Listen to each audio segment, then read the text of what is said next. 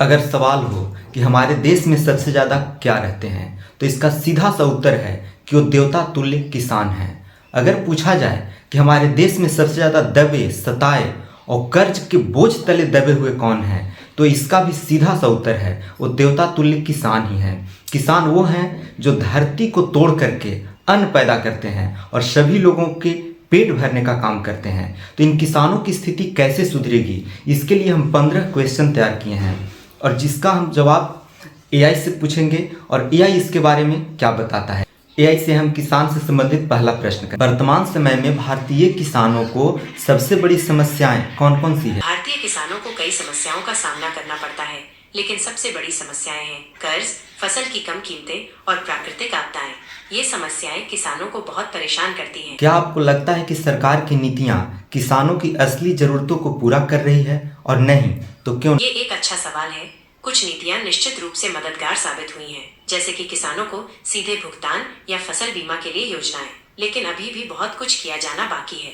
मसलन बिचौलियों की समस्या बरकरार है, जिससे किसानों को उनकी फसल का सही दाम नहीं मिल पाता। इसके अलावा सूखा या बाढ़ जैसे हालातों में किसानों को तुरंत राहत नहीं मिलती। इसलिए कुछ नीतियां तो फायदेमंद हैं, लेकिन किसानों की हर जरूरत को पूरा करने के लिए अभी और काम करने की जरूरत है। जलवायु परिवर्तन का खेती पर क्या प्रभाव पड़ रहा है और इससे निपटने के लिए क्या किया जा सकता है? जलवायु परिवर्तन से खेती पर बहुत बुरा असर पड़ रहा है। तेज बारिश, सूखा और ओलावृष्टि जैसी चीजें फसलों को बहुत नुकसान पहुंचाती हैं। इससे उपज कम होती है और किसानों को बहुत नुकसान उठाना पड़ता है। इससे निपटने के लिए सरकार को किसानों को अच्छी किस्म के बीज और खेती के नए तरीके सिखाने होंगे, जिससे फसलें खराब मौसम में भी अच्छी पैदा हो सके। साथ ही सरकार को पानी बचाने के उपाय भी करने होंगे, क्योंकि सिंचाई के लिए पानी की बहुत जरूरत होती है। छोटे और मध्यम किसानों के सामने आर्थिक चुनौतियां क्या है? छोटे और मध्यम किसानों के लिए सबसे बड़ी आर्थिक चुनौतियों में से एक है कि उनके पास जमीन का छोटा टुकड़ा होता है। इसका मतलब है कि उनकी पैदावार भी कम होती है और उनकी आय सीमित हो जाती है। इसके अलावा उन्हें अपनी फसल के लिए उचित मूल्य भी नहीं मिल पाता, क्योंकि वे बाजार में मोल भाव करने की स्थिति में नहीं होते। भारत में किसानों के लिए सबसे प्रभावी कृषि सुधार क्या हो सकता है? भारत में किसानों के लिए सबसे प्रभावी कृषि सुधारों में से एक है फसल बीमा को बेहतर बनाना।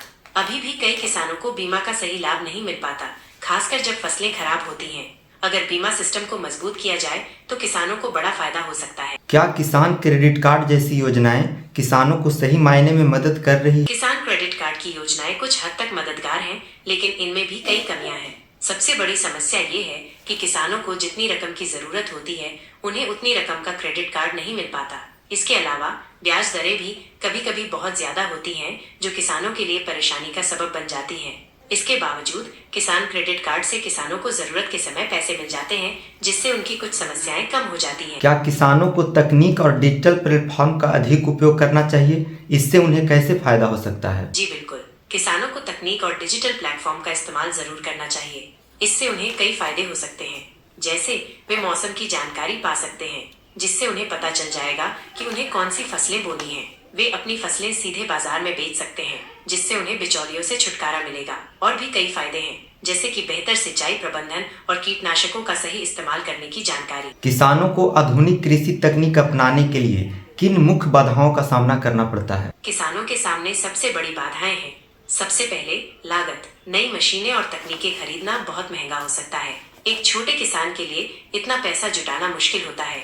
दूसरी बात, किसानों को नई तकनीक चलाना नहीं आता है। उन्हें सीखने में समय लगेगा और ये आसान नहीं होगा। तीसरी बात, बुनियादी ढांचा। कई गांवों में बिजली नहीं है या बहुत कम है, जिससे मशीनें चलाना मुश्किल हो जाता है। तो कुल मिलाकर लागत, कौशल की कमी और बुनियादी ढांचे की समस्याएं किसानों को आधुनिक कृषि तकनीक अपनाने से रोक। किसानों को अपनी उपज के लिए बेहतर कीमत कैसे मिल सकती है? किसानों को अपनी उपज की सही कीमत दिलाने के लिए कई तरीके हैं। एक तरीका है सीधे उपभोक्ताओं से जुड़ना, जैसे कि किसान बाजारों के जरिए। इससे बिचौलियों पर निर्भरता कम होती है और किसानों को ज्यादा पैसा मिल सकता है। दूसरा तरीका है कि किसान मिलकर काम करें और अपनी उपज को एक साथ बेचें। इससे उनकी मोल भाव करने की ताकत बढ़ती है और उन्हें अच्छी कीमत मिलने की संभावना बढ़ जाती है। आप क्या सोचते हैं, क्या ये दोनों तरीके किसानों की मदद कर सकते हैं? बिचौलियों की भूमिका को कम करने के लिए क्या किया जा सकता है? बिचौलियों की भूमिका कम करने के लिए किसानों को सीधे बाजार से जोड़ने की जरूरत है। इसके लिए सरकार को किसान बाजारों को बढ़ावा देना चाहिए, जहां किसान अपनी उपज सीधे ग्राहकों को बेच सके। इसके साथ ही किसानों को समूहों में लाकर उनकी मोल भाव करने की ताकत बढ़ाने की जरूरत। गांव में किसानों के बच्चों को खेती छोड़कर अन्य क्षेत्रों में जाने की प्रवृत्ति क्यों बढ़ रही? आपने एक बहुत ही महत्वपूर्ण सवाल पूछा है। किसानों के बच्चों में खेती छोड़कर शहरों में जाने की प्रवृत्ति कई वजहों से बढ़ रही है। सबसे बड़ी वजह तो यही है कि खेती में लगातार नुकसान हो रहा है और किसानों की कर्ज की समस्या बढ़ती जा रही है। इससे बच्चों के मन में भी खेती को लेकर निराशा पैदा होती है।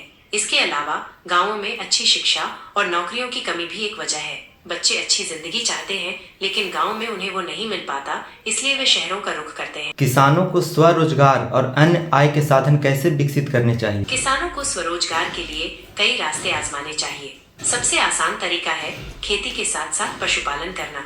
गाय, भैंस, बकरी, मुर्गी आदि पालकर किसान अपनी आमदनी बढ़ा सकता है। इसके अलावा मधुमक्खी पालन, मछली पालन या सब्जियों की खेती जैसे काम भी आजमाए जा सकते हैं। सरकार की तरफ से भी कई योजनाएं हैं जिनके तहत किसानों को पैसे और ट्रेनिंग दी जाती है। कृषि से जुड़े कर्ज की समस्या को हल करने के लिए क्या उपाय किए जा सकते हैं? कर्ज की समस्या का समाधान थोड़ा मुश्किल है लेकिन कुछ उपाय किए जा सकते हैं। सबसे पहले सरकार को चाहिए कि वो ऐसी योजनाएं बनाए जहां किसानों को आसानी से कम ब्याज पर कर्ज मिले।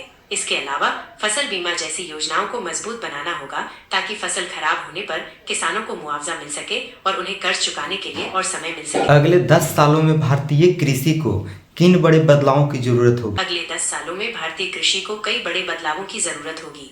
सबसे पहले हमें खेती की तकनीक को अपडेट करना होगा, जैसे कि ड्रोन से फसलों पर नजर रखना या मिट्टी की सेहत को बनाए रखने के लिए सेंसर का इस्तेमाल करना।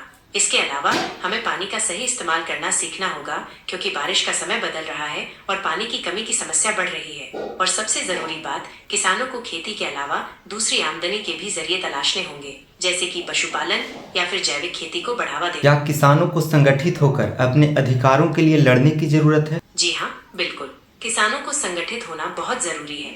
संगठनों के जरिए वे अपनी आवाज बुलंद कर सकते हैं। वे सरकार से अपनी मांगे रख सकते हैं और अपने अधिकारों को बचाने के लिए मिलकर लड़ सकते हैं। तो ये कुछ इम्पोर्टेंट सवाल था जो किसान से जुड़े हुए हम पूछें। एआई भी हमसे कुछ क्वेश्चन को कर रहा था जिसका हम रिप्लाई तो नहीं किए, बस हमारे पास जो शेड्यूल था उसको हम पूछें।